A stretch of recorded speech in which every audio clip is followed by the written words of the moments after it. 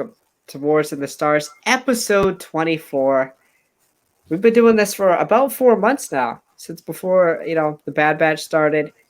Yep. We are going to do an Age of Ultron review. Alex and I rewatched it last Saturday, I believe. Yep. And we're also going to talk about some Marvel news. We're going to talk about some of the Wakanda Forever leaks, kind of spoilery. One of them is very spoiler heavy. Yes. We will warn you that. And there's also a 1 minute teaser for Shang-Chi. Marvel obviously getting ready to kick off their marketing for Shang-Chi, which comes out in about 5 or so weeks. So, Alex, how you doing today, my man? Let you talk a little. I've been fine. Kind of just been browsing the internet for some stuff, playing the Avengers game. Haven't been up to much. Got work tomorrow, so not much. What have you been up to? Nothing really. I just got done.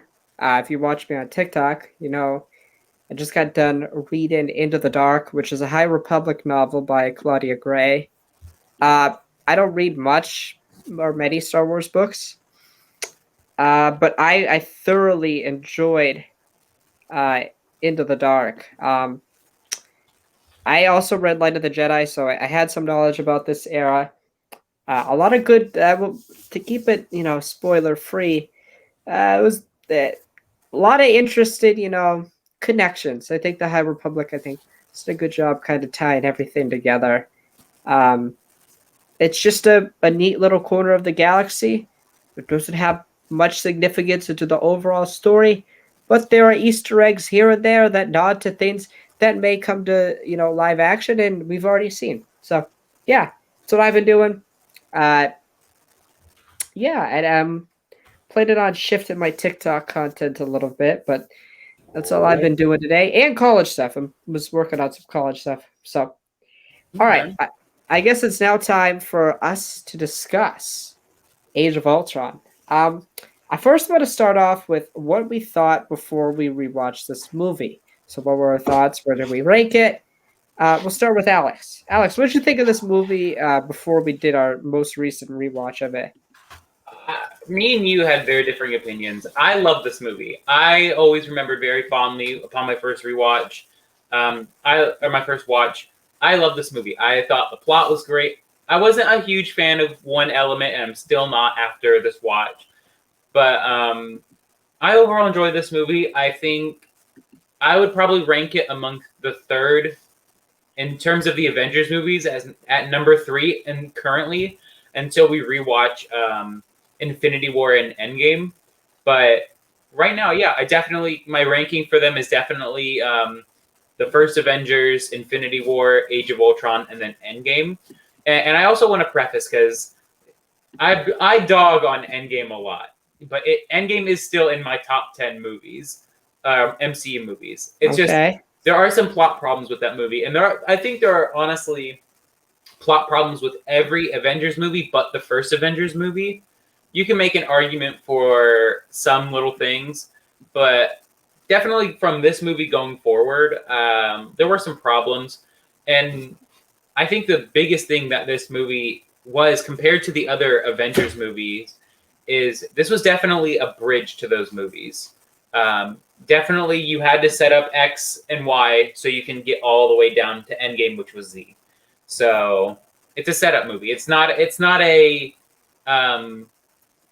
the first Avengers movie where it was, that big A movie where our heroes are first together. So overall, before watching this, definitely give it like a 7 out of 10. Or in my place, it was like, since I do out of 50, it'd probably be like a 36, 37 out of 50. So that's just where I was. What about you? So before I rewatched this film, it was pretty low. Probably a bottom 8 MCU film. Like it was always the worst Avengers movie to me. It was always just there. Nothing really memorable happened. I just wasn't a massive fan of it. For the longest time, I thought it was the worst Avengers film for every single Avenger. the Natasha and Bruce thing was odd to me. It just really nothing stood out to me. Um, and I before we get into our overall thoughts on the rewatch, I will tease it. The movie definitely improved for me. I don't know what it was the first couple of times I've watched this, but it just never really hit for me. It's never really hit for me when I compare it to obviously the first Avengers. I don't think anything will ever compare to that. That's one of the most monumental um, comic book movies of all time, and nothing will. Age of Ultron. Age of Ultron can't compare to these to three of the Avengers films. That because those have monumental legacies, and not just comic book movies, but maybe even in movies in general. But I just always thought this was the odd movie. Um, Nothing really memorable happened, but just to tease my thoughts before we get into it, it definitely moved up. Yeah. So I guess with that, And I want to say to that point, I think that's going to happen with a lot of the movies that we rewatch. Is I think because for a lot of these movies, me and you have somewhat differing opinions, and I think going into a movie that you're excited for, or I'm excited for, you can try to understand why the other person's excited, and you can get excited yourself for it. So, not talking about the next movie that we're going to be watching. I definitely am looking forward to trying that with the next movie though that we watch. But yeah, I think it's time to dig into this movie. Let's go over our negatives first. Or we can actually let's compliment sandwich this, which basically means one good thing, one meh thing, and one negative thing. So we'll start off with the positive. For me personally, it was Steve and Tony in this movie. Those two as a duo. Like I said, set up for Civil War. We see that true split form right here in this movie. There was already that tension in the first Avengers movie, but it definitely felt like towards the end of the movie they kind of patched that over. But in this movie, we still see that there's still tension going on between those two. A lot of things of not trusting each other. Tony going behind people's backs and working with things he's never dealt with. What do you think of their duo? I think their relationship has always been fascinating to me. I think in the first Avengers, especially when they have that conversation with Nick Fury, everybody in the room there, Cap's like, "Who? What do you like without without the suit of armor?" And he's like, "Billionaire, playboy, philanthropist." Mm-hmm. Yeah, so it's like very quippy, very Tony Stark like, and Cap's the type of guy that I'll take the bullet, and Tony's like, well, I'll just get out of the way and push them out of the way. Tony's very intelligent like that. There's even a line in Avengers, the first Avengers, where Cap's like, I can't remember what it's about, but I know Tony talks about cutting the line, like getting out, being creative. So they've always been that divide there, and I look at them too as the very clear leaders of this team. And to say the least, Tony is a problematic character. That's all I'm going to say about him. But Cap, Ultron even alludes to it. He's God's righteous man. He's, the golden child, the golden boy. And that's almost a problem for him. He's almost too good. He can't make a mistake. He's Captain America. And that's even to play on that point. Tony even said he doesn't trust a guy without a dark side. Right. And Steve kind of like quipped at that, like, excuse me? Like, or maybe I just haven't shown you what that is. And I honestly think in that moment it was kind of like a dig from Tony to be like, I don't think you can be angry, mad, upset at anybody but him. But yeah, it's like that line, like Tony has a lot of lines towards Steve in almost every movie they're in together. Like, oh my gosh, like, Tony's got a point to an extent. Like, he doesn't trust a guy without a dark side. And of course, that's a very big dig at, Steve. So right. And in Endgame, he's like, you weren't there. Yeah. He talks to you weren't there. He's like, straight up, you weren't there. Calls him a liar. Like, absolutely. Now, sure, it's not Steve's fault necessarily, but like, Tony's upset, man. Like, he's like, I thought we would lose together. Guess we didn't. Yeah. So it's absolutely. Which again, it's why I say I love this movie so much. It's like those lines right here. There's these scenes that like at some point seem very like, oh, who cares? Like it's the big hero speech. Like we'll lose together, we'll win together. But it's like no, they lost terribly, disconnected, and then of course look at their huge win when they regroup together. Right. So yeah, their duo. It's just I love Chris Evans and Robert Downey Jr. They just always know how to bounce off of each other. I would just love to have them do like a Marvel scene, just completely improvised between those two. It would be gold. They just know those characters so well that I feel like it would be so good. They are those characters. That's like really? when I see Robert, I'm like, that's Iron Man. When I see Chris, that's Captain America. Yeah, which kind of sucks for them because they'll always be identified as Captain America and Iron Man. I don't think so. I think that's awesome. Like, oh no, but it's like it's just like going on. Their legacy will always be Iron Man and will always be Captain America. Nothing else. What I think is eventually going to happen is, I think Lucasfilm is gonna ring the phone for a couple of these guys, and it's gonna look really weird. Maybe. It'd be really weird to see RDJ in Star Wars. Which, hey, thankfully he won't be Thrawn. So. Right. Just not very Thrawnish. Right. You got anything else for Steve and Cap student dynamic duo? I will say I love when they're outside of Hawkeye's house and Tony talks about the end goal is to end this. Go home. Mm-hmm. Steve rips the log. Steve doesn't have home.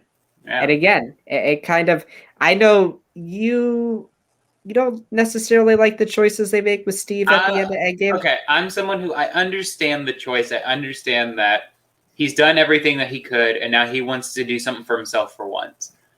But it's something that's just like, I think from a character perspective, it didn't make sense for Steve to kind of abandon his friends.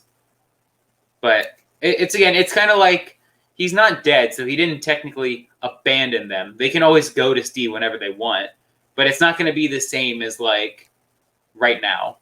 I'd like to think of it as Steve taking a lesson from Tony. Oh yeah, definitely that's what it was. He even said that like he wanted to take he wanted to take something off of what Tony was always trying to tell him. So. Right. And how Tony also took a lesson from Steve that they're at their best when they're together, and that's how they're going to win. So that's how I like to think of it. I guess you could go into what's your meh. What was meh about this movie? Do you have any meh that you really want to talk about first? The third act. I think that the third act is just super action heavy. I really think that Marvel movies, as much as people like the action and the fights, I think this movie is very clearly at its strongest with its character moments, and I think the same thing for the first Avengers. But this third act just felt very boring. Like the fights just, I don't know what it was. I've always had a problem with like robots. I'm never like big fan of robot villains. I mean, I liked Ultron better in this film. We'll get into him later, but like the third act just felt boring. I mean, there were good moments, but it was boring. Like I didn't really care. I think the best movie comparison, honestly, would be The Rise of Skywalker. Just a very action-heavy third act. Every main character is doing something with action. Yeah. And then you have those moments where it's those big talking points, like Hawkeye talking to Wanda about like, yeah, you walk out there, you are an Avenger. And then those Palpatine and Rey talking moments. It's like, you have, yes, technically it's not 100% action, but it is action through and through until the very moment that act is over and the heroes win the day. And I very much think that the humor is meh. Some of it hits, a lot of it, it's like, oh, that's not funny. It's a very much a Joss Whedon film. Again, Joss Whedon, not a great guy. I have to say, the first Avengers movie is good. It's really good. Yeah, and that's something where it's separating the artist versus what we got. Separate movie versus who created it. It's something where I don't know. It feels weird to know that Joss Whedon directed both my favorite Avengers movie and in some cases my least favorite Avengers movie, depending on the day. So Right. it's like, how do we get from A to B? What changed in the storytelling process? And I honestly think it's just an easier story to tell the heroes coming together for the first time than already being together. Well, So again, he screwed that up with the Justice League, as we call it. yeah, That's thank God that would be the death of his career. Scum, not a great person, but right. made one good film. What can I say? Yeah, and this third act, it's speaking of the whole Joss Whedon thing, a main character got Joss Whedon, and I think that's Right. probably the biggest. I think that's probably the MCU's biggest misstep is Pietro, and Yeah. that was going to be my first met was Pietro. I first of all thought he was a really funny character. I loved every scene that he was in, except the scene where he dies, because it really just feels like if he's like the fastest character in the MCU, how did he get shot? Like he gets shot twice in this third act. That one time by the police officer in the arm, and then he gets shot 1,000 times by Ultron. How? How is that possible? You're a speedster. You're supposed to be able. We literally see him earlier in the movie unload a pistol in seconds, and so it's just like, are you telling me you couldn't have picked up Hawkeye and just moved him? You didn't have to put a car in front of him. I don't know. It feels like, again, and I told you this when we first watched it. Yes, there was the alternate ending where Pietro would have 100% recovered from his injuries, but the Fox deal wasn't finalized at the time, so they just killed him off. But still, it's like, you got a speedster wrong. And I will say, DC has the problem too. Their speedsters are really bland characters. And I will say, I think this Pietro is probably the second best speedster in superheroes, along with Peter Maximoff from the X-Men movies. I just think this one, like, he's much more like of a dynamic character. You understand his emotion about him. What do you think of Pietro? Actually, he's my bad. One of my Really? bads of this. Okay. Yeah, I just feel like he's a second fiddle to Wanda. I feel like he's just there to serve Wanda's purpose. I didn't realize that. Again, I've always been a big Evan Peters guy. Um, so I was never a big fan of this Quicksilver. But I watched this movie and I'm like, damn, this character had some potential. This Mhm. really could have been the Quicksilver of the MCU. I think Aaron Taylor Johnson was great. And I just feel like he was always like second fiddle to Wanda. I really feel like we didn't establish him. Mhm. Uh, I mean, he was threatened in. I mean, like Cap's like, yo, we got a crazy person here. Um, we don't know what to do. Mhm. And I just felt like he was there to serve Wanda's story. He was. It always seems like throughout the movie, it's foreshadowed that he's gonna die. He's just the less important one. Maria Hill's like, oh, he's fast and she's weird. That line right there alludes to the Mhm. fact that he's just fast. Wanda's the more dynamic one. Wanda's the more interesting Well, one. yeah, Power set it's wise. literally when Maria Hill's breaking down their power set. Quicksilver has like two things. He's fast and has fast metabolism. She has telekinesis, mind warping abilities, and whatnot. It's just like, okay. And I honestly think that I don't think they should have been in this movie. Oh, I think totally agree. I think literally, if we had to pick one of them, it should have been only Wanda in this movie. But I don't think it was time for them. I don't think they were ready. I think one more movie for them would have been, suffice enough. But Yeah, yeah, and again, I didn't hate Quicksilver in this movie. I called him meh. Every scene with him was good, but he died in this movie for no reason. right. Just because they were worried about the rights for the character. If you were worried about that from the get go, though, Why put why him in? even put him in the movie? Is my thing. Yeah, which I don't know, man. It's weird. Welcome to Disney. Uh, Bad decisions all around. Right. Yeah. I guess I'll move into my first bad. And I think it's really one of my only two bads of this movie, and it's Bruce and Natasha's relationship. And I think it's some of the worst relationship writing in cinema history. I don't think there's any sort of there's no chemistry. It came out of nowhere. Like I wasn't a fan of it. I like if I had to ship Natasha, which I don't, with any of the Avengers, it'd be Steve. Like first of all, Winter Soldier was a thing. They literally kissed like 3 times in that movie. Yes, even though they were one of them was disguise. So she kissed him at the end of the movie. And Steve even alludes to that in this movie, like, oh, I've seen her flirt up close. So it's just like, I don't know.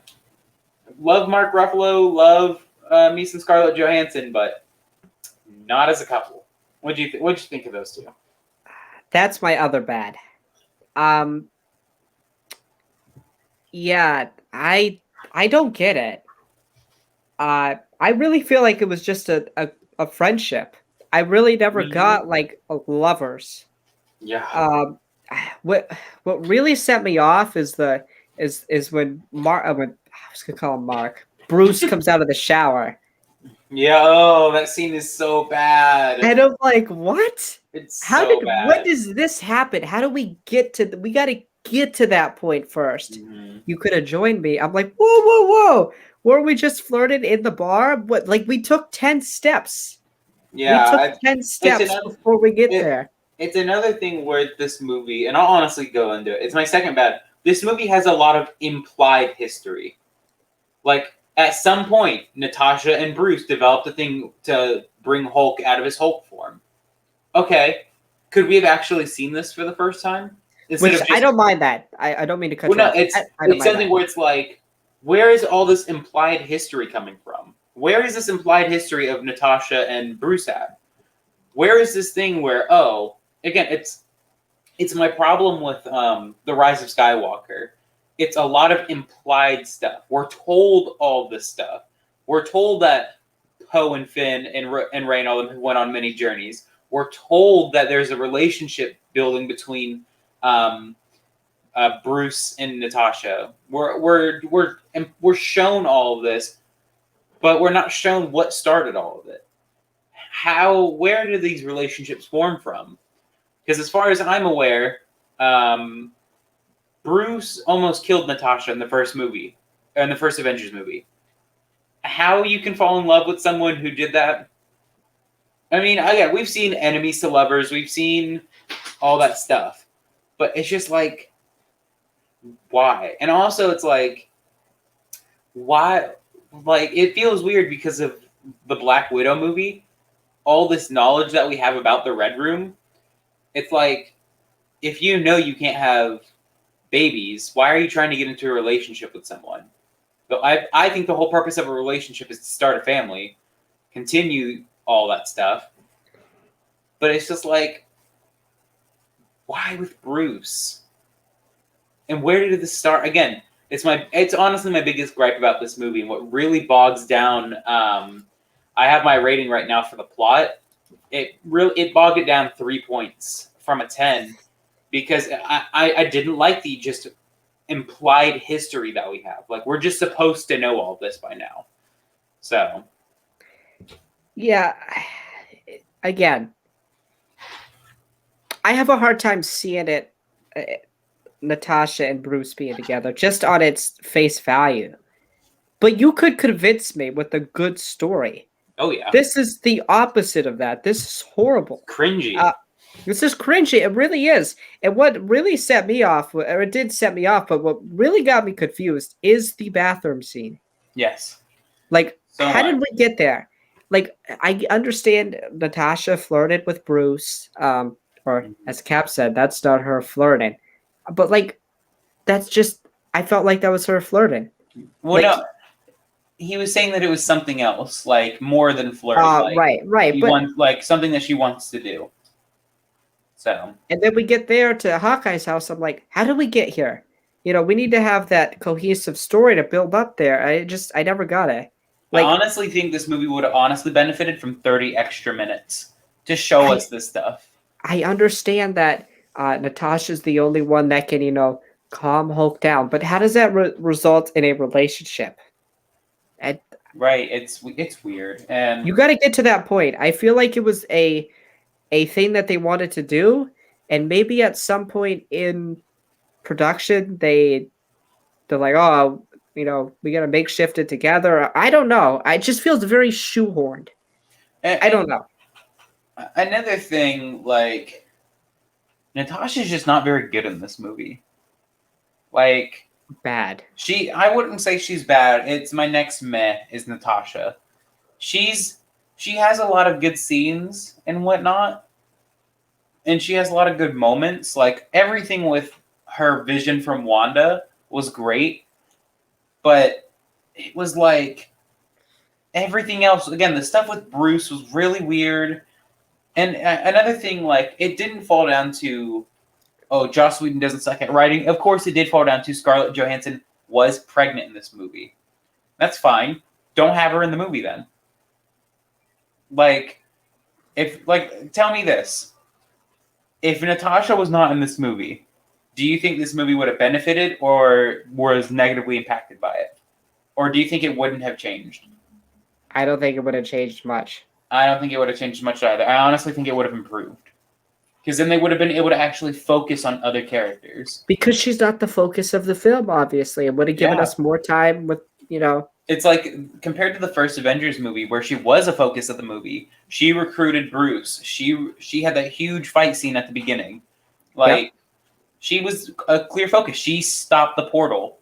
Right. All that. Like, she had purpose in that movie. With this Endgame, movie, she's massive. Endgame, she's huge. She's a sacrifice for the Soul Stone. But again, what does she do in this movie apart from stop the Hulk from hulking out once and then have a very cringy romance with him? Right. So I don't know. She's definitely a meh for me. She has some good moments. I really do like the moment where she reaches out to the Hulk with that message of we can't track you in stealth mode. I need you to help me out. I really like that. But other than that, again, not really many good moments with her. But she did have some standout moments. Yeah. I guess I want to get into one of my meh parts of this film, and that is the character of Thor. Felt very bland in this film. He has the vision, and that's about it.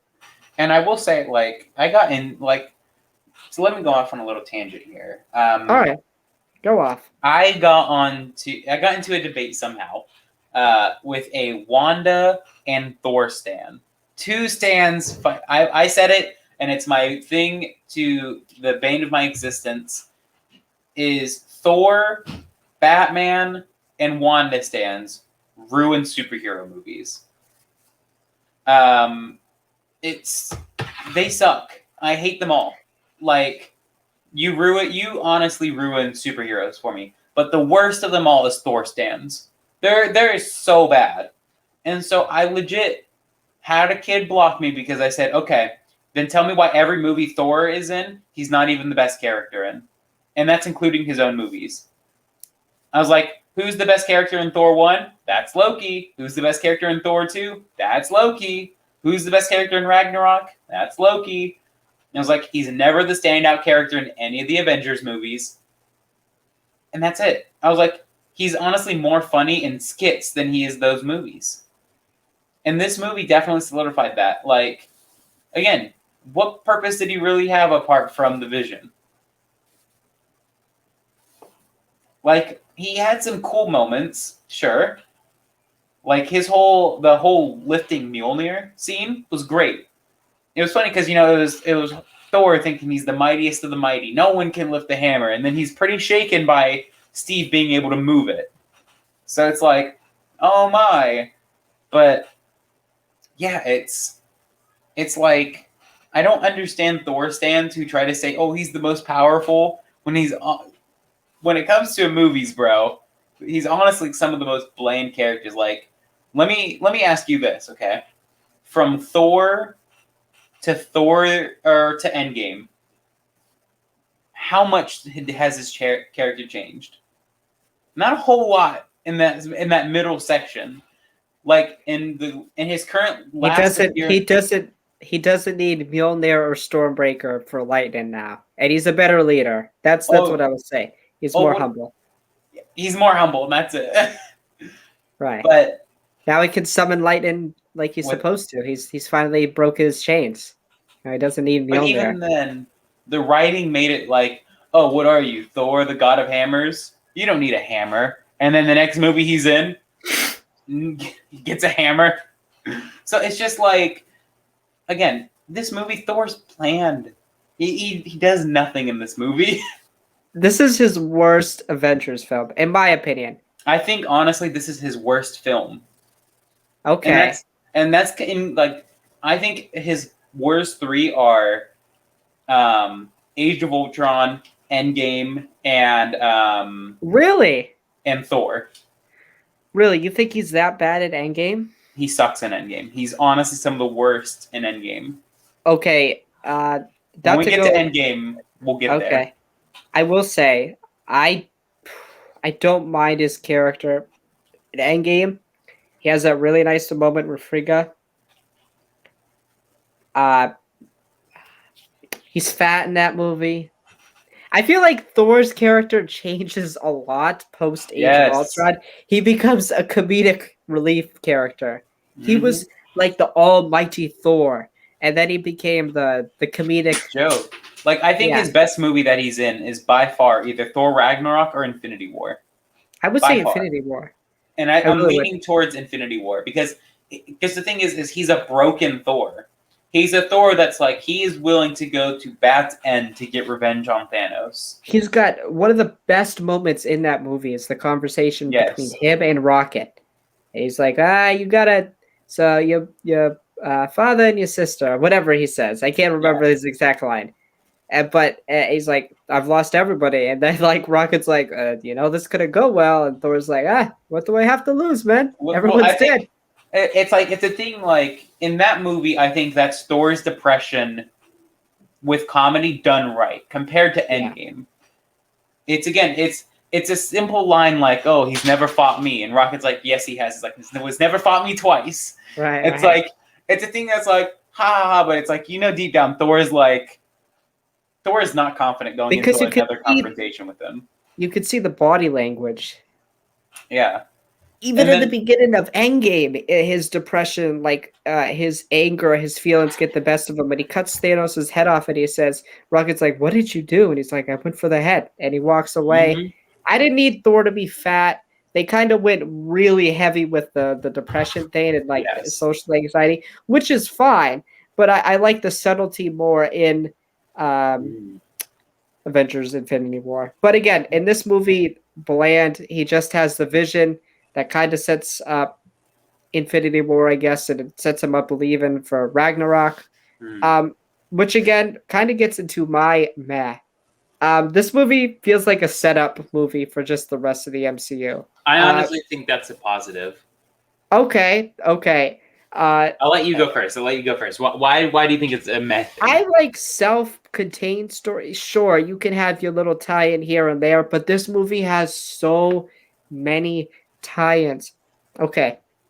The very obvious one, Civil War, which I don't mind. That one I really don't mind because that's really the next. It's Captain America's movie, but it's really an Avengers movie. It's Avengers 3. Yes. Black Panther it sets up. They mention Wakanda by name, and they have vibranium. They mention Wakanda by name. Get it? They have Claw, and they have vibranium. That's very clearly set it up. Black Panther. They obviously also set up Infinity War. Thor Ragnarok. Bruce. Endgame. Thanos. Infinity War. I mean, they set up pretty much. And the beginning of the movie is a conclusion of the Hydra and the Loki arc that we've been following. Not even to mention that, I just forgot, it also sets up Black Widow. Correct, the Red Room. The Red Room is in this movie. Which it's a very, and I will say, it's very different from what we actually see in the Black Widow movie. Correct. But it's similar enough where it's like, okay, who cares? Well, like they said, the Red Room, they don't know where it really is, so it could have been in a different place. It's It's a setup movie, which I think honestly this is about at the very center currently of the MCU. And I Right. honestly think we needed a movie to do it. Do I think they should have sacrificed an Avengers movie? No, but it's kind of like where else are you going to do it? Because that's where almost everyone is involved. So to me, I think it serves as a good thing. It sets up everything going forward. And when these things like callbacks do come back, like the Infinity Stones, like Thor Ragnarok and all that, like Thor not having to use Mjolnir anymore, which of course Infinity War and Endgame clearly show that he doesn't need hammers anymore. But yeah, Maybe Love and Thunder changes that. We'll see. I hope. But I think I think this movie works as a setup movie. It does it perfectly. I also think to some extent it sets up WandaVision. You can definitely pull some strings from all that. Well, it talks yeah. about what we see in WandaVision with the Stark, Stark, and then of course Monica breaking character and saying that Pietro was killed by Ultron, wasn't he? So it's like, yeah, it had some callbacks going everywhere in the MCU. Yeah. So again, it's like it's a movie where it's like it works as a setup movie, and I think honestly, if you want my honesty here, I think that's what its biggest intention was to set up Phase 3. I think it's pretty much the middle point of the Infinity Saga. Yeah. And I could definitely see your point, but my thing is like I just like a self-contained story. I really wish I saw this movie in theaters. Yeah. Because we have so much of the knowledge now about what this film sets up. So it's really hard to get that out of your head. I really wonder what I would have thought on first reaction, because this movie sets up a lot of things and you kind of need that payoff. And I think that payoff is why this movie kind of shoots up my list a little bit, because I like the foreshadowing. But I want to get into something I thought was good. Not great, but good. Ultron. I thought Ultron was really solid in this film. He's a scary villain. Like, yes. Even it's something as him singing the Pinocchio song. It's frightening. Like, his whole thing about how having no strings on him is like, it's freaky. It's like, oh, please don't. Plus, whoever voices him, I don't know who does his voice. James Spader. Fantastic. He was fantastic. Like, I always have a problem with, like I alluded to earlier, robot or alien villains, especially if they're one-dimensional, or mask villains. Yeah. Taskmaster. That are one-dimensional, but Ultron was really good, really compelling. Yeah, and I think honestly, what works about Ultron is me and you kind of put together a theory together of Vision being the positive side of Tony Stark and his thoughts about the Avengers, and Ultron being the not so great things that he says about them in his free time. Again, he has very stinging comments like, calling Captain America God's righteous man, saying that he's not able to live in a world without war. He even says that Thor is bothering him. So yeah, it's like, and it's another thing where it's like, oh, he knew first to go target Bruce, primarily target Bruce before anyone. So yeah, I think Ultron honestly is a very underrated villain. So I don't know. What are your thoughts about him? I'm gonna give more of my thoughts, and I'm gonna ask you a question that I've been thinking about. But I think he was really good in this film. Again, I like the personality they give him. I like when he's in the church in the center of Sokovia, and he talks to Tony. He's like, I think it's Tony, and he says he came to pray to God. He's just like sitting. Dude, you're not even a real Marvel fan. You don't know the exact quote and the exact time. Sorry. Look, I know the quote. It lives in my head rent free. He says, "Have you come to confess your sins?" Oh, okay, yeah. Which, by the way, I will say, Ultron is Tony's best villain. Yes, the Iron Man movies have problems with villains. Ultron, I will say, they did a good job of making Ultron a direct villain of Tony, but at the same time, make him a threat to all the Avengers. I really feel that. I will Yeah, say absolutely. when they fight him, it's like the same thing with Loki.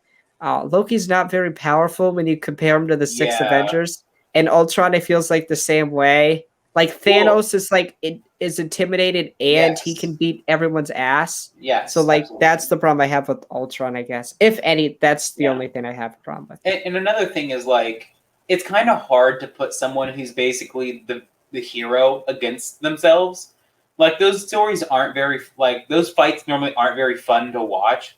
Like this is obviously because it's very dated, but Iron Man versus Ironmonger, Captain America versus Red Skull, all those things are like they're kind of boring because they're basically it's the hero fighting himself. But there are some instances where it can be really exciting to watch. Ultron versus Iron Man, Winter Soldier versus Captain America. Although I'm not a huge Taskmaster fan, Taskmaster versus Black Widow. Uh, all those things. Black Panther versus Killmonger. Not the best fight in the MCU, but an interesting fight nonetheless. But it's again, it's sometimes Marvel struggles with heroes being too similar to the villain. But no, I think it honestly served in its purpose. Because again, if you think about it, this is really the Avengers fighting the dark side of Tony Stark. Yeah. Which honestly, let me ask you, do you think this serves more as an Iron Man movie than it does an Avengers movie? I feel like it's Iron Man 3.5. Yeah. Yes. I was gonna say Right.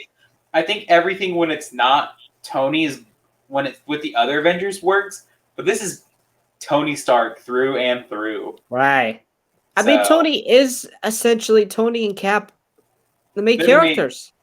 They always say that it's the big three. It's Thor, Iron Man, and Cap. It's the big two. It's Captain Yeah. America and Iron Man. Like Thor's Thor's going to be there. around in the MCU for a while, I think. Yes. So like he's got a whole ass another movie. So like he's going to be the big hopefully they do that movie right, especially with my guy Christian Bale playing Gore the God Butcher. But Yeah. yeah, hopefully they get that right. But yeah, it's definitely about Cap and Tony's relationship and their opposite ideals and how they have to come together. That's totally what the whole purpose of the Infinity Saga is. That's what it is.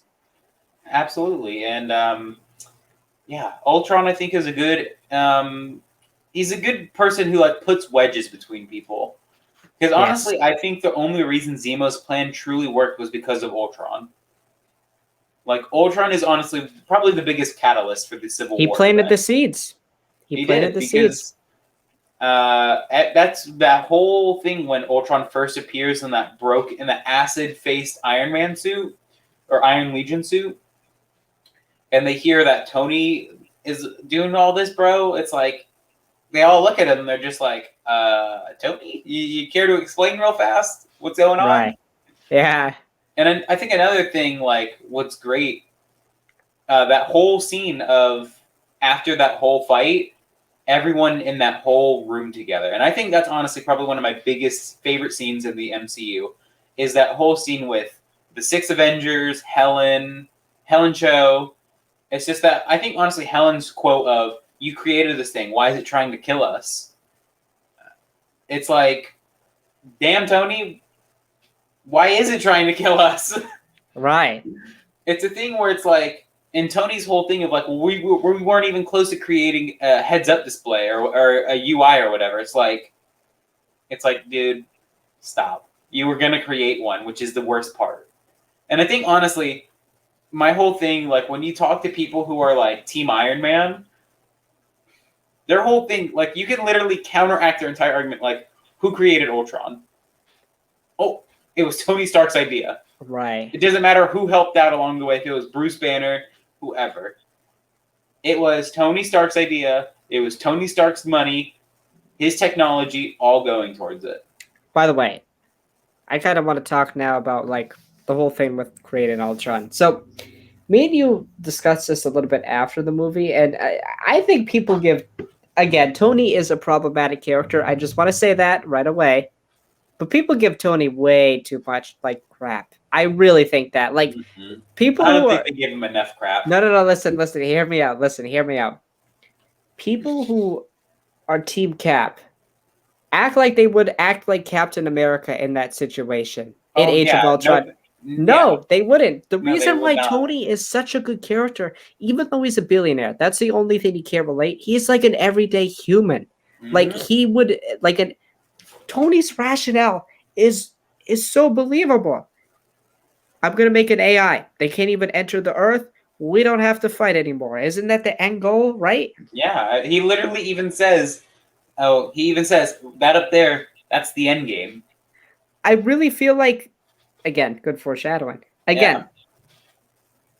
if Tony had just told the Avengers, I'd be like, yeah, And let's do it, man. I think that's the biggest problem about Tony creating Ultron is that he just didn't tell anybody. Right. I think if the Avengers knew that he was creating an AI to replace the Avengers, then I think then nobody would have cared, other than maybe Captain America.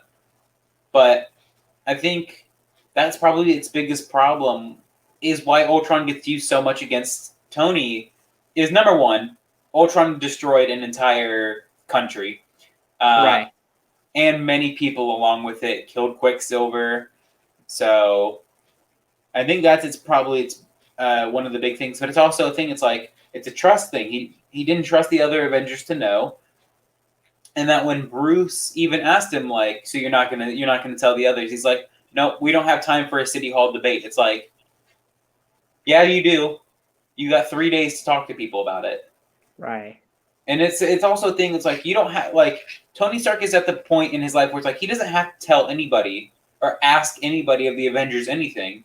He just has to tell them that's what I'm doing. So I think that's probably the biggest thing against him creating Ultron in that Civil War debate is he didn't tell anybody, and look what it led to. Right. So my question for you is do you think Ultron comes back at some point? there was a tease of him possibly coming back in Homecoming. So with that whole the red Ultron head still being active. Vision claims to have killed the last one. But we don't know. I'm going to say no. I think he served his purpose. But I would really like to see him come back. Would really like to. Armor Wars. Watch out for that. Watch out for that. Sharon Carter, she's rumored to be in that. We got Don Cheadle as War Machine. We could see Vision. Could see Justin Hammer. Could see the White Vision. We could see White Vision. Right. Okay, my final good that I want to talk about, Hawkeye. Man, Hawkeye is so good in this movie. I got really and Nick Fury, really good in this film. Now I like his speech a lot to Tony. Obviously, Shield's gone at this point, right? Yeah, Shield's gone. Yes, because this happens after Winter Soldier, and we'll get into that's my last bad about this movie. Okay, I like his speech to Tony. It's like I'm doing it because I care about you. I think Nick's doing it because he cares about the Avengers as a whole. He really does. That's his initiative at the end of the day. So yeah, and I also think that Hawkeye is great. I love the scene with him and Wanda. Yep. Which is also comedic at the same time. He's like, this is Hawkeye is just like if me or you got a bow and arrow and went outside and joined the Avengers. That's what makes Hawkeye so relatable. It's just like even his wife or his girlfriend. Sorry guys, I don't know my Marvel stuff. Girlfriend is like, hey, I'm all down for you doing the superhero stuff, but why exactly are you on this team? He's the glue. He's honestly the glue of this team. And she literally even says, like, when she looks at those gods, it's just like, yeah, if you think about it, why is there an archer on that team? But it's like, no, if you think about it, he is the most human of those people. He's the most down to earth. He literally, in the two big interactions that he has with Wanda in Civil War and Age of Ultron, the whole thing of like, oh, I'm going to do this because it's my job, or I'm going to do this because I needed to get off my ass. It's like, dude, that's so down to earth. Like, people always tell people to get up, like, get off your ass, go change your problems. Even his attire, even the outfits he wears, he's the most down to earth. right? Chef's kiss. Well, no. Not even talking about his his work outfits. We'll say his fighting outfits, but like costumes. yeah, his costumes, but with his just regular everyday attire. He's got Yes. the cardigan. He's got the jacket. He lives on the country farm. Tony's the billionaire on Malibu. Cap always has his suit on. Thor has his whole ass. Thor has his Thor. Thor has his costume on from Asgard. Black Widow always looks like she's ready to fight in some stupid outfit that does not look like you should fight in. Right. Bruce and is Bruce is Bruce. Yeah. Yes. Bruce Bruce either has his scientist clothes on or is completely naked as the Hulk. So Yes. right. Yes, absolutely. Yeah, so Hawkeye's the most down to earth in just his appearance and the way he acts, and he is great in this film. And it made me actually Absolutely. really excited to explore his character more in Hawkeye. Mm-hmm. Yeah, absolutely. I just love I love him so much. You have labeled him my favorite Avenger, which he has become. I can't believe it. It's like, dude, he is just so down to earth, Again, and he's someone who he doesn't have a multi-million-dollar suit. He's not a super soldier. He's not a god. He is literally just a human being who is good with a bow and arrow. Doesn't miss. He doesn't miss unless it's on purpose or against Black Panther. Right. But yeah, it's crazy. It's crazy how good he is in this movie. Like, I don't know. I never remembered him being so good in this movie. He's great. So. His interactions with Quicksilver, all of them. Yes, love it all. Love it all. And another thing, it's not a negative or anything. Costell, he's the kid who we see a lot in this movie, and then who Hawkeye goes to go save. Bro, that guy, oh my god, if he does not become a huge Hawkeye fanboy after this movie, he's sending him to the streets. Right, we need to see him in the Hawkeye show. Yes. If Hawkeye dies, he needs to be at Hawkeye's funeral. Yeah. So Alex, you had one more thing. You had one more thing. Nick Fury with S.H.I.E.L.D. So okay. Now every time I say S.H.I.E.L.D., I always feel inclined to say it like how Quicksilver did in this movie. S.H.I.E.L.D. It feels so weird, but this movie comes just about right after Age of Ultron. Or not, Winter Soldier, sorry. And the whole thing about Winter Soldier was no more S.H.I.E.L.D., no more Hydra. And then Nick Fury comes in, he's like, guess what, guys? S.H.I.E.L.D.'s back. So it's kind of just like, but what about Winter Soldier? Another thing that to me, aircraft. To another thing of me is, why did Steve just at one point just give up searching for Bucky? He was like, he can wait. It's like, right, just left it to Sam. It's like, yeah, Sam's still looking for him, but it's just like, come on, man. That's your boy who you need to go looking for. As currently Sam is aware, he tried to kill him multiple times. You got no inclined to go search for him. Right.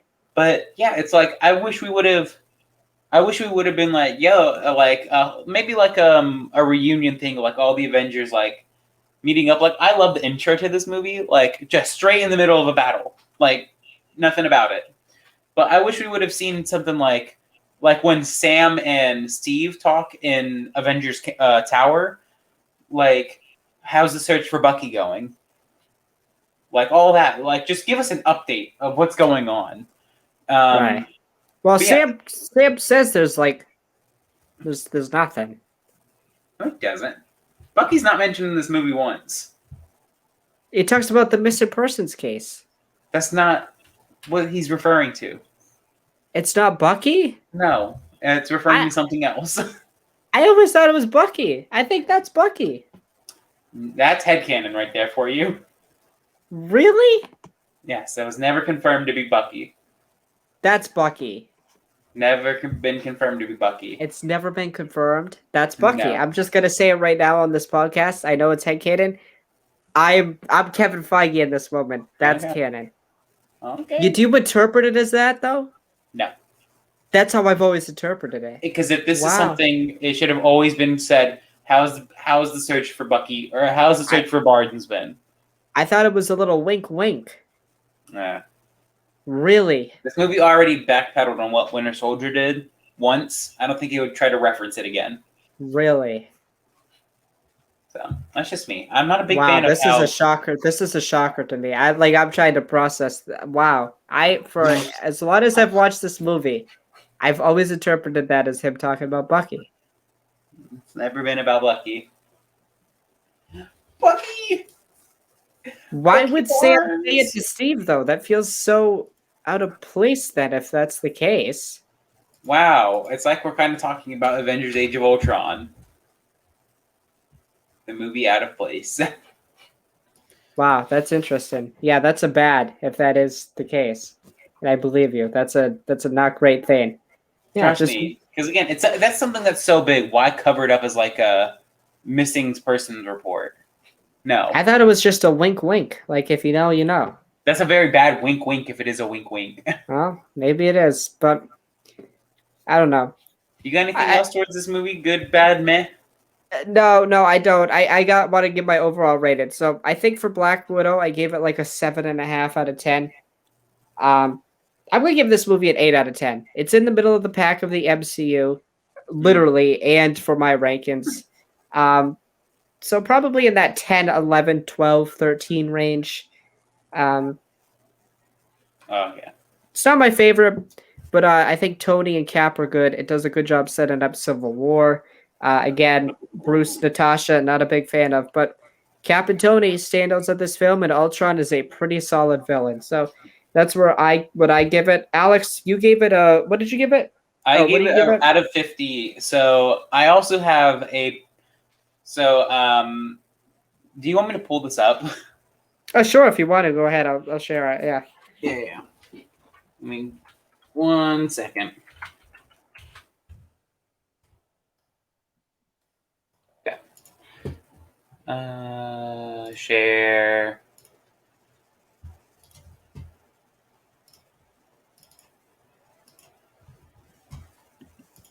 There we go. Okay. Here we So go. this is my current MCU ranking right now. So I have plot, characters, villains, comedy, action.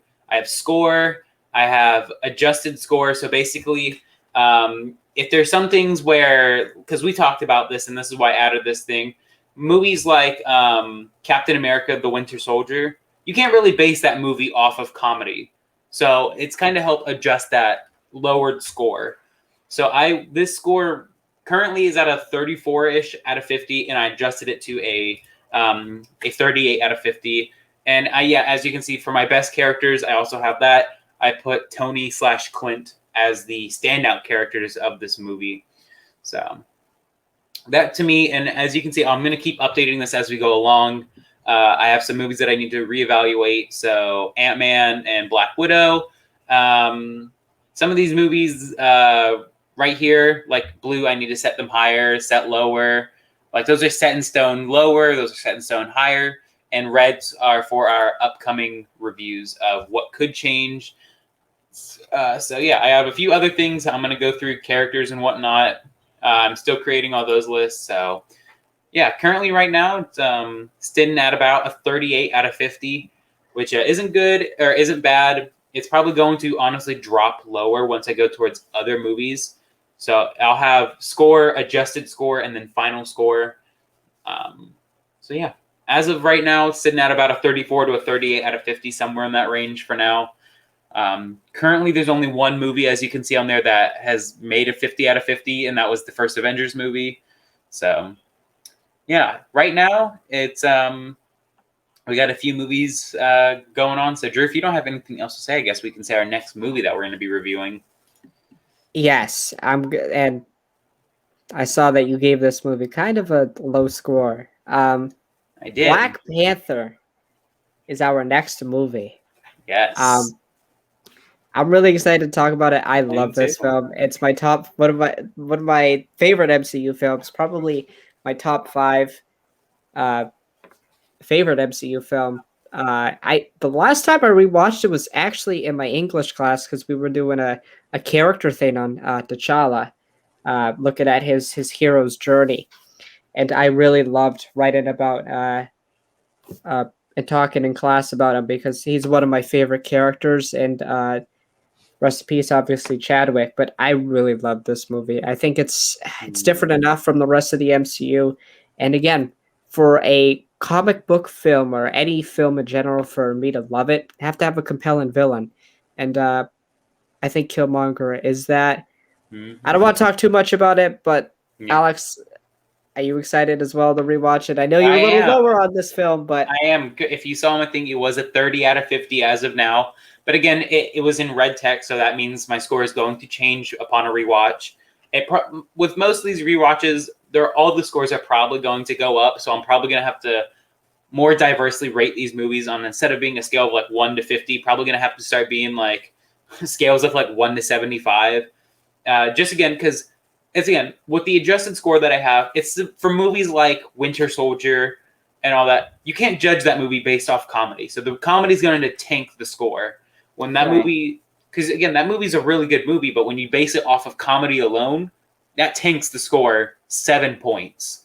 So it's not a fair ranking for that. Are you adjusted it based on your personal enjoyment? Yes. Is that how you do personal it? enjoyment will get a 1 to 5 boost. Okay. So Age of Ultron got a 4 for boost. Okay. So I like that. Yeah. And so Black Panther is our next movie. That's a perfect segue into some news we got. This is spoiler territory. Heavy spoiler. Spoiler territory about Black Panther Wakanda Forever. Scroll away if you haven't seen this leak. But it's pretty massive, and it deals with our boy T'Challa. So, major spoiler here for Black Panther Wakanda Forever, which is a great name. So, this person, it seems like, I couldn't find much on this, but this seems to be the original tweet that everyone seems to be talking about on TikTok. So, there was a set photo of some columns of Black Panther Wakanda Forever from one of the sets. And from what I could read from the 4 columns, this guy says, it's T'Challa, our hero, 'twas an honor, Wakanda Forever. That means that T'Challa in the MCU is dead, or presumably. Again, this is rumor. This guy might have read it wrong or could be lying to us, so we don't know. It's pretty big if true. My thing with it is, how are they going to do it? Because it's got to be executed properly, or fans are going to be really, really upset. Absolutely. Especially with the villain that we're going to talk about in the next piece of news we're going to talk about. Alex, what do you think of this? And I know you were a little upset by it when you saw it, but what do you think about this? And how do you think they're going to handle it? I think I was honestly more upset at the fact that I was spoiled of the movie, but yeah, it is a little upsetting that they killed off T'Challa. I honestly, personally, I would have been okay with a recast, but I understand that for a lot of fans, that role is Chadwick Boseman through and through. No one else can be the Black Panther. Which again, I get that. If you have that stance, that is perfectly fine. I wouldn't have cared that much personally, but yeah, I wonder how they're going to handle it. I have a few ideas with another thing we're going to talk about with Namor and all that. So it's sad that they're not going to do anything. We were told that they were going to try to basically Princess Leia this from The Rise of Skywalker and kind of like use some old footage, but I think they still are probably for some like flashbacks and whatnot. But I don't know. It's a sad news, sad day. It sucks for that if it is true, but yeah. What are your thoughts on this? Since you like this movie, you like the first one much more than I did. Yeah, a recast, I'm not so sure. I just think Chadwick is so good in that role that it'd be so hard. I'd understand if they set up another Black Panther, but for T'Challa itself, no. For the character itself, no. I don't feel that. Like he's cemented himself. Um, yeah, it's really sad. I don't know what they're gonna do because it's so tough. I don't know how much footage you have and how you can use that because the Princess Leia stuff looks a little wonky in The Rise of Skywalker. I can't lie. I don't want that. I don't want him to look wonky in this. I really need it to be a good ending for him, and I don't know how they're going to handle the death. I would hope they, because I think it would even piss fans off if they say, "Oh, he died in battle."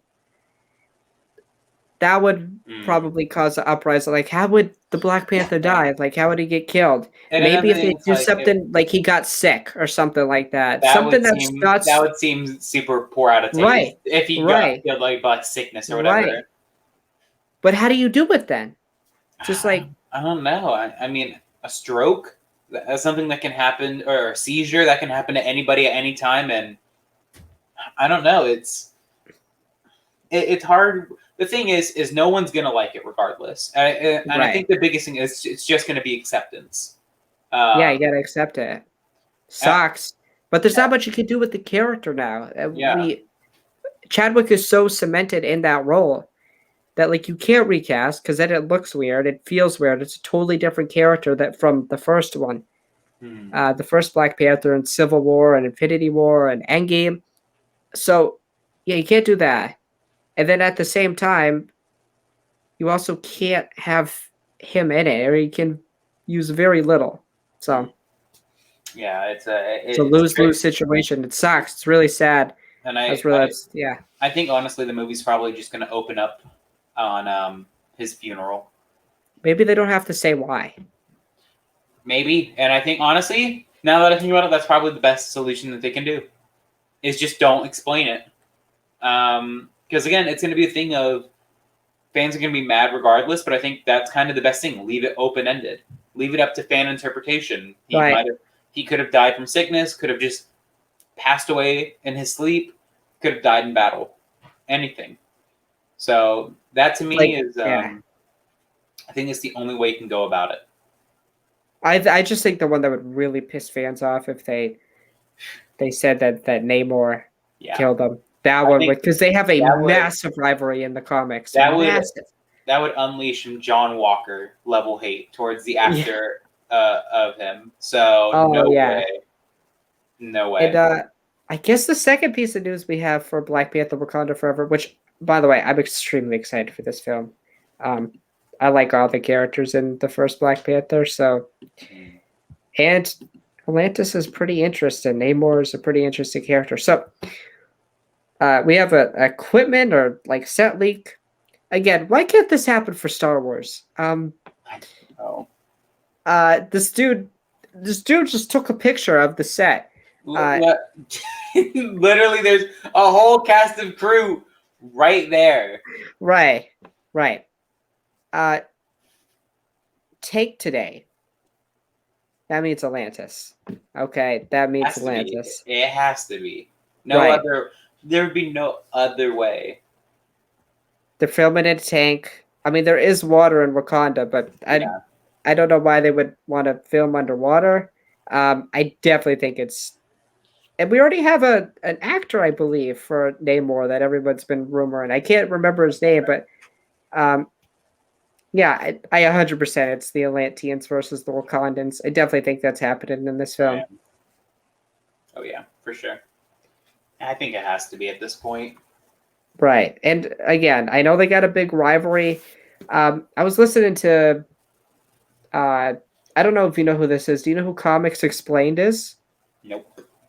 Okay, so he's a guy on YouTube. He was talking with my guy Josh from the Den of Nerds today, and they were doing a stream, and they were talking about Doom War, which is a comic run basically where Dr. Doom goes to Wakanda, basically outs the whole Black Panther and his girlfriend Storm, who's part of who joins the X-Men after. I believe. And like the people don't believe in T'Challa as a leader. Doom's whole goal is to get every single piece of vibranium and use his magic combined with the vibranium to become God Emperor Doom, to pretty much become a god. He does that. And basically he tells I can't remember what the god's name is. He tells one of the gods in order to get the vibranium, he's like straight up, I'm the only one that can rule all these countries. I need the vibranium. Like he's doing it to really be a bad guy. But the god reads his mind. It's like, yeah, he's straight up. He's telling me the truth. So he takes all the vibranium, basically makes vibranium worthless. Wakanda, nothing. Worth absolutely nothing. Mhm. So what I think could happen is something similar, but with Namor, where he wants the vibranium for the Atlanteans' weapons. And they could do something where Namor is like worried about all the superheroes and stuff on land. And yeah, I think that's the route they're going to go, maybe. And I think by the end of the film, Shuri's going to become the Black Panther. Or it's going to be alluded to the fact that she's going to be the next Black Panther. Maybe. I think she's going to become the Black Panther, but I don't know. It's too hard to tell right now, dude. It's just so hard to talk about this movie because of Chadwick Boseman. Right, it's so sad. I don't know what it's gonna be tough. If you wanted my honest thing, I think they should just cancel the movie. I don't know how you can continue a Black Panther movie without Black Panther. I still want them to explore the world of Wakanda. Yeah. But it's just gonna be tough. I just don't think this should be called a Black Panther movie. I think this should I think this should just be called Wakanda Forever. I have faith in Coogler. I think he's great. Oh, yeah. I have faith in Feige as well. I think it's gonna be all right. Again, out of the how many movies are we getting in 2022? Marvel 4? Right. Out of the 4, this is probably my third most excited or anticipated. In any other year, it's probably first, but I have Doctor Strange Multiverse of Madness, where every single character on the planet is rumored in that film. Dude, it's getting Mandalorian Season 2 with that movie. Everyone rumored it. You got Loki. You know who was just rumored? You know who was just rumored? Peggy Carter as Captain Britain. Yeah. Dude, it's just like... Shuma Gorath is the villain. Evil Strange. Multiple versions of Juan. That movie with all these people in it, bro, better be like 3 hours long.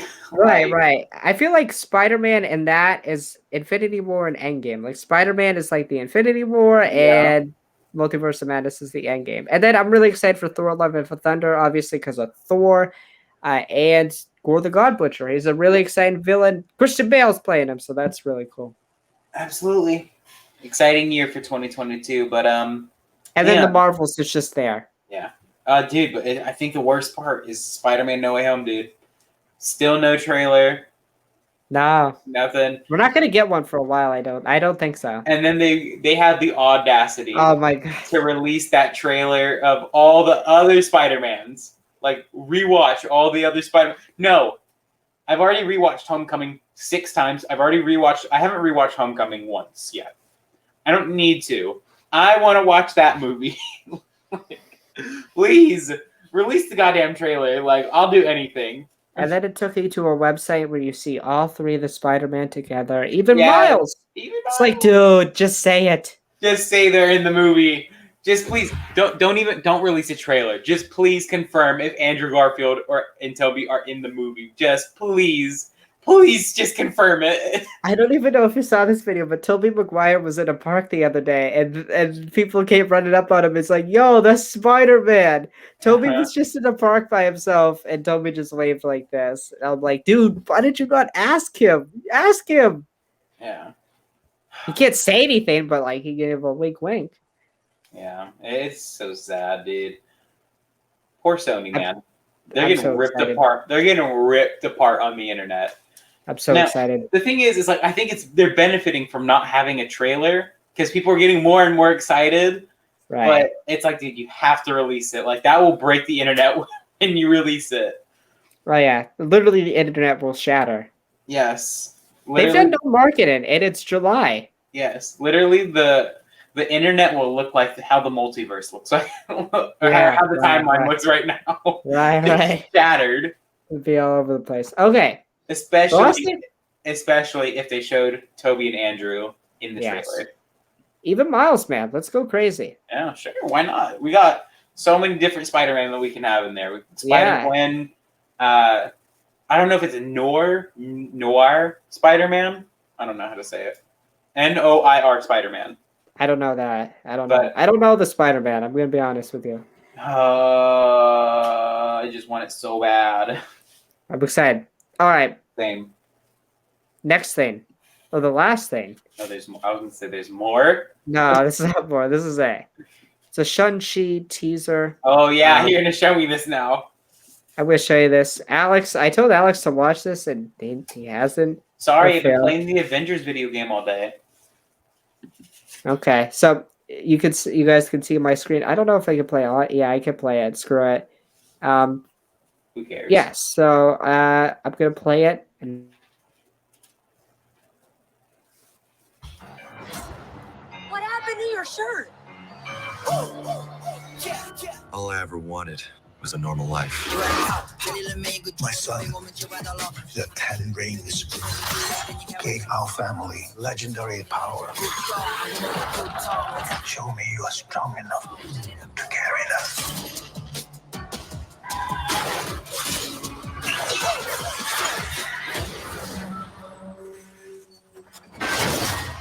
I'm nothing like you. I thought I could change my name.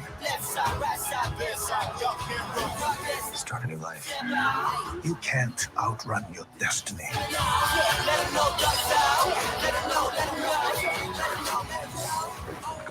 I'm not afraid of you.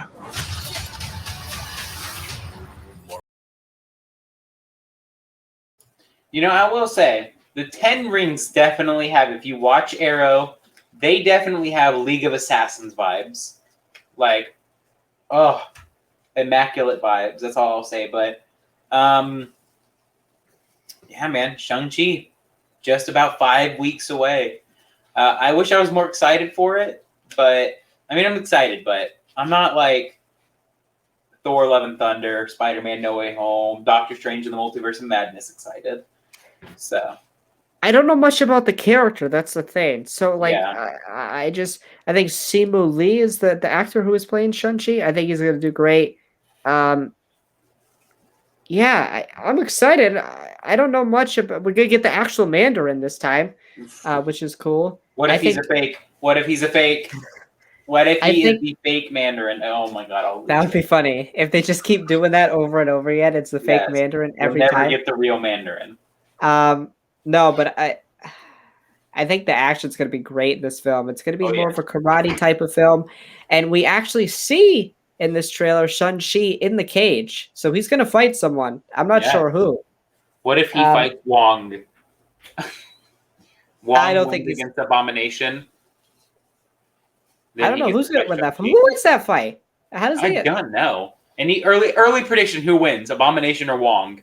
It looks gonna like say- Wong got his ass handed to him. So Yeah, I think Juan probably is limited by his power because he could just teleport Abomination somewhere else.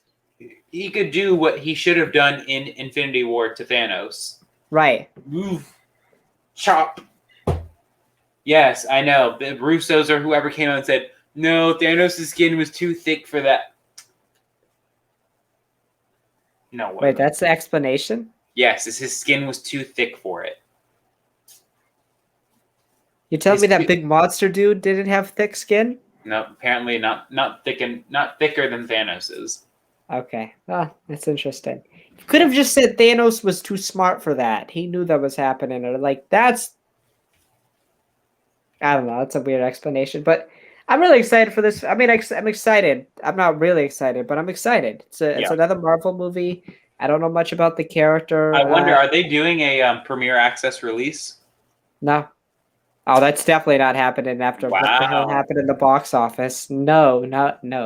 Well, again, you have to remember they made a lot of money from Black Widow, just not in the box office. Right. I don't think it's there yet. Oh, really? I don't know. tanked. Like a excited. tanked in the box. Again, and the other thing with that is we are still in a pandemic, kind of. We're coming out of it slowly. But it's also Black Widow. Yeah. And that's no offense. I love Scarlett. I think she was great in that film. We both enjoy that film a lot. But it's not a hyped character. I think Shang-Chi's going to do pretty well. I think it's going to do really well, probably in the Asian markets as well, Yeah, and I as hope. the first Asian really superhero. Right. So yeah, I think the movie's going to, again, I feel like this way with the Internals. I don't know much about them. I'm excited to see it. But yeah, I think this could be a very action karate type film, which I'm really excited for. Absolutely. You got anything else? I don't. We talked our asses off about Age of Ultron. We did. That was really fun. Fun.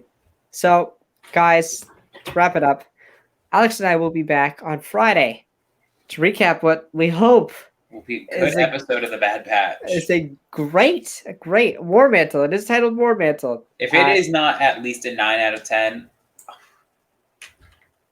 oh man, so done with the series. Yes, episode 14 of the Bad Batch we will recap on Friday live on Twitch. Talk about that, and we have a topic. Since there's not much Star Wars news going around, not many rumors or leaks that I want to talk about, Alex and I are going to discuss how is my boy Din Djarin's story going to end. I have been recently rewatching The Mandalorian. I know I should be rewatching Rebels, but I loved Din too much. Daddy Din. I want to know how Alex thinks that Din's story is going to end. How is he going to die? We're going to talk about how Din's story is going to end, basically. What's going to happen with that character? And yeah, I hope you join us for that conversation. We will also be back next Wednesday, as we alluded to earlier, to talk about Black Panther. So yeah, thank you for watching. If you're live on Twitch, thank you. And if you're watching this on YouTube, you're watching this probably on Thursday. So thank you for watching. And we will see you all on Friday for our Bad Batch recap.